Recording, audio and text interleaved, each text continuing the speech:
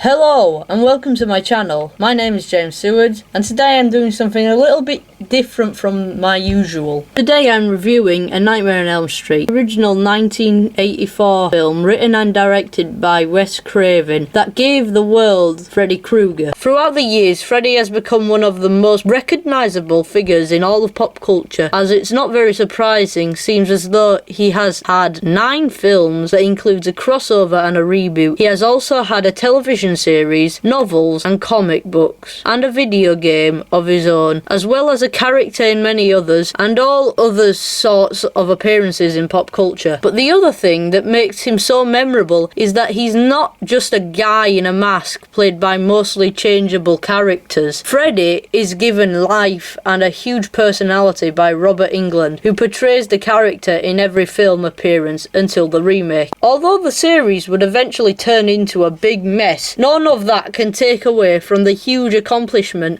that is Wes Craven's A Nightmare on Elm Street. So let's begin and get to this great movie. The film begins with some shots of a guy making arts and crafts in his basement, and with the things he makes the iconic finger knife glove that is the most iconic murder weapon in the whole of history. The title card then appears. The film gets right into it where we're in a dream, which is pretty obvious. Also, there's a sheep. Our ill-dressed protagonist is Tina Gray, and she's being tormented by a dude wearing the knives on his fingers. You better run as fast as you can, Tina. And as soon as it looks like she's safe, her tormentor jumps up behind her. But wait, it was all just a dream. But she has tears in her nightgown. Ooh. Tina grabs her crucifix for comfort as the Jump Rope Girls sing their hit song.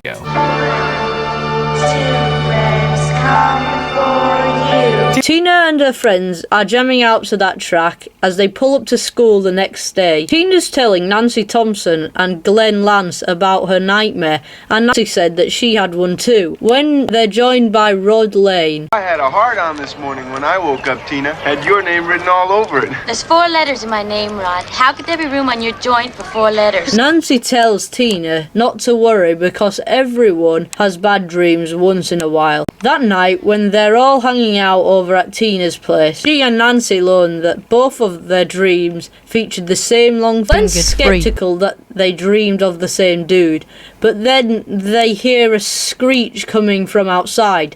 They go outside and Glenn makes the least threatening threat I've ever heard. I'm gonna punch out your ugly lights, whoever you are. It's tackled by Rod. Rod's the kind of guy to make screechy noises with a garden tool and pull a switchblade on another dude. But Tina's still down to go to bed with him anyway. Glenn tries to get it on with Nancy, but she ain't having it because she's a good girl. So Glenn just has to lie there at night, listening to the moaning coming from upstairs. Tina wakes up later to some rocks hitting her window, and if Nancy's wall is anything to go by, it looks like Freddy's trying to pay a visit. Nancy covers it with a crucifix, which is the first instance of a Catholic connection to Freddy, which will slowly grow as the series goes on. We're only 15 minutes into the movie and we're already about to get one of the most infamous scenes of horror. Tina wanders outside to confront her dream man, and when she steps into an alley, a roadman comes up behind her to shank her up. Of course, it's Freddy Krueger's first appearance, and it's dark and scary, and then he turns his arms into Go-Go Gadget arms. He then says one of the most well-known lines, Please, God. This is God. but then he's running after Tina down the alleyway like a drunk uncle playing around with his 4-year-old nephew. It's got a ton of great moments, like when he slices off his fingers, but even those are a little silly. Even from his first appearance, he's always had a little goofiness to him. But unlike in later films, this Freddy's still scary. Rod wakes up to find Tina having a spasm and is unable to see Freddy murdering her. Her chest erupts open with 4 slash marks. Then she starts levitating. In one of the best kills I've ever seen, Tina's slowly dragged up the wall of her room, which they accomplish using a rotating room and nailing down the furniture and cameras in place whilst they turned it. Tina ends up on the ceiling, reaching out to Ron for help as he screams her name, but there's nothing he can do when she falls to the bed dead, which shows that Freddy doesn't give 2 turds about anyone. Glenn and Nancy burst into the room to find Tina's corpse on the floor and Rod nowhere to be found. So Nancy goes to the police station where her dad, Lieutenant Thompson, is taking on the case. Him and her mum don't get along, but they do agree on the fact that Rod's the murderer, even after Nancy says that earlier fight Tina and Rod had wasn't that serious. Maybe you don't think murder is serious. Don't mind Marge, she's probably drunk, but for real, because the next morning she's drinking some booze. Tries to get Nancy to stay home from school, but Nancy, sleep deprived from staying up all last night, would rather go and learn geography than have to deal with the drunken mum and her vodka breath. On the way to school, Nancy is being followed by a cop and abducted by a bush camper. Rod tells Nancy he's innocent, but before he can properly explain, Nancy's dad pops out and Rod ends up being arrested in the middle of the road. Nancy was just bait all along, even though she didn't know it. In class, Nancy has a hard time staying awake, but she eventually falls asleep, which gives us more fun stuff like Tina in a body bag saying hello to Nancy. Nancy then follows her body bag into the hallway where we see Tina's body bag being pulled by an invisible man. Nancy runs to follow it, but she runs into a hall monitor wearing a very familiar outfit. That monitor's got some finger knives. Nancy follows the blood trail downstairs into the boiler room, where she runs into Freddy for herself. He shows Nancy he has a bunch of maggots behind his boobs. Yuck.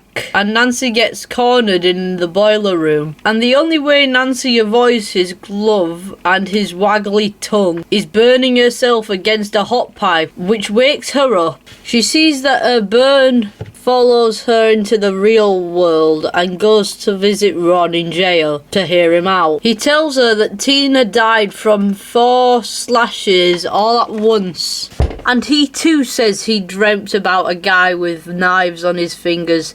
So Nancy finally starts to realise how deep the hole is, and it's pretty deep. That night, while she's enjoying some tubby time, she falls asleep, so Freddy gets real suggestive with his glove. Before things can get explicit, Nancy is woken up by her mum, warning her about sleepy people drowning in baths. But Nancy doesn't hear her and falls asleep again.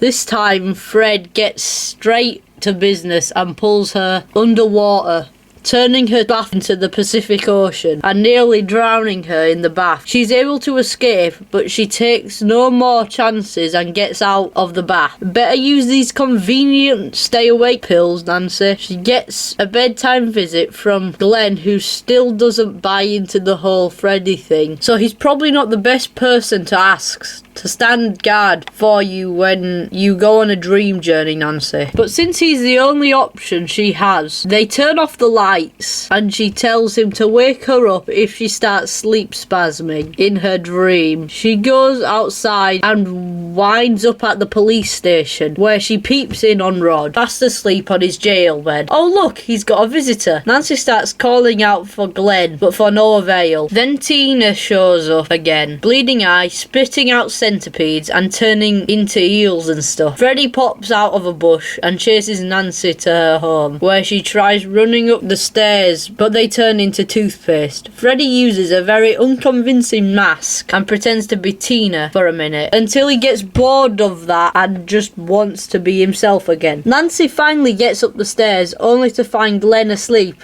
and when she tries to wake herself in the mirror, she's attacked by Freddy, who jumps through it and pins her down on the bed. They have a feathery pillow fight, which looks like lots of fun. Before Freddy can shank her up, Nancy's alarm goes off and wakes her up. She yells at Glenn because he had one job. When she sees a feather from the Freddy fun time and she realises Rod is in danger, they go down to the police station but get held up by Nancy's dad, who's working late on the case. But they're unable to get to Rod as he's being visited by Freddy via a bed sheet. Hey! Ow! Ow! Ow! Help! Help! Ow!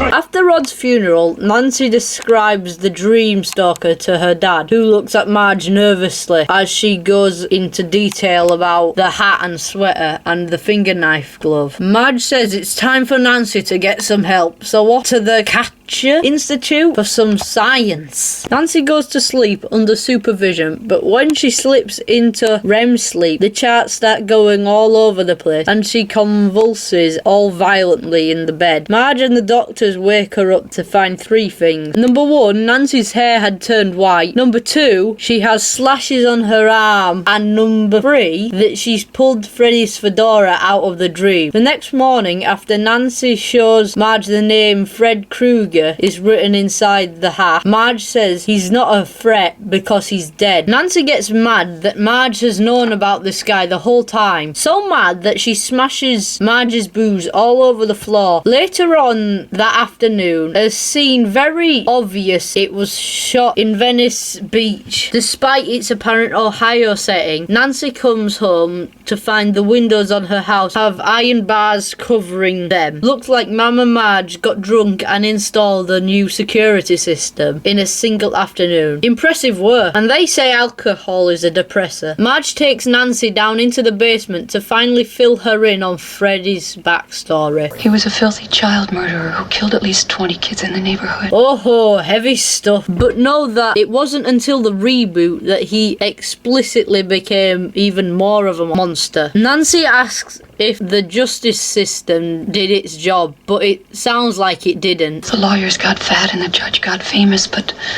somebody forgot to sign the search warrant in the right place and Krueger was free just like that. So Marge admits that the parents trapped Freddy in an old warehouse and burned the mother down with him in it, killing him in the fire and taking for a death trophy his finger knife glove. Nancy calls Glenn, who lives across the street by the way, and she tells him who Freddy is and how she plans to kill him. She's got to grab him and pull him out of her dream into the real world, and then Glenn's supposed to do the dirty work. I still wouldn't be trusting this dude after he fell asleep last time, but Nancy gives him another chance and says to meet her out on the porch at midnight. Marge puts Nancy to bed and cleans up her coffeeware, not knowing that as soon as she gets out the room, Nancy pulls out her backup supply to get another fix of that sweet caffeine. When it gets closer to midnight, Nancy goes to sneak out, only to be almost caught by Marge getting her backup supply of booze. She tries to call Glenn, but that idiot is falling asleep again. So Glenn's dad answers the phone and tells Nancy to leave them alone. He then takes the phone off the ringer so that she can't call back anymore. Nancy gets a call back though, only it's a horrible nail squeaking sound that causes her to rip the phone line out the wall. That doesn't stop the phone from ringing again though. She takes the call.